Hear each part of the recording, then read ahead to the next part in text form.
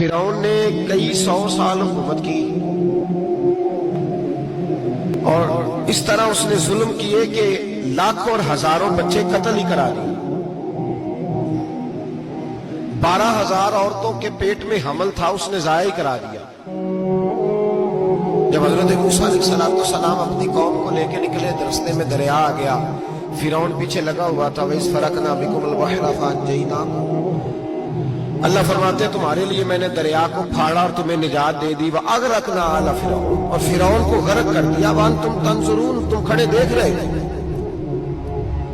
اب جب حضرت موسیٰ دریا کے کنارے پہنچے تو فرعون بھی پیچھے آیا. فرعون لوگوں سے کہا کرتا تھا کہ میں کہتا ہوں تو دریا چلتا ہے, میں کہتا ہوں تو ہوائیں آتی ہیں, میرے حکم کے پابند ہے سارے. جاگ رہے نا آپ حضرات, غور فرمائیے گا بات پر. دعویٰ تھا اس کا کہ میں کہتا ہوں تو نظام زندگی چلتا ہے. اب جب دریا کے کنارے پہنچی حضرت موسیٰ علیہ السلام تو اللہ نے حکم دیا کہ آپ عصا ماریں. جناب موسیٰ نے عصا مارا, 12 رستے بن گئے.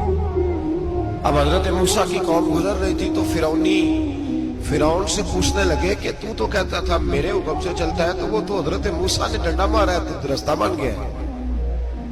باز نہیں آتا انسان باز بنے بڑے اس کے پاس بڑی دلیلیں ہیں. جھوٹ سچ بول کے اپنے آپ کو مطمئن کرتا ہے, آخر دم تک تبدیل ہونے کو تیار نہیں ہوتا. دلیلیں گھڑتا رہتا ہے, بناتا رہتا ہے, شور کرتا ہے جان بوجھ کے.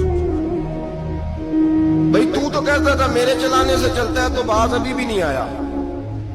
کہنے لگا میں نے ہی حکم دیا ہے کہ ذرا پھٹ جا, مجھے یہ زندہ چاہیے. باز رسی جل گئی بال.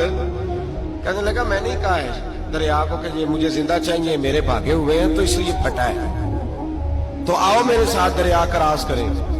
تو پتا تو ان کو بھی تھا نا جتنا تو رب بنا ہوا ہے, پتا تو تھا, سارے جانتے تھے.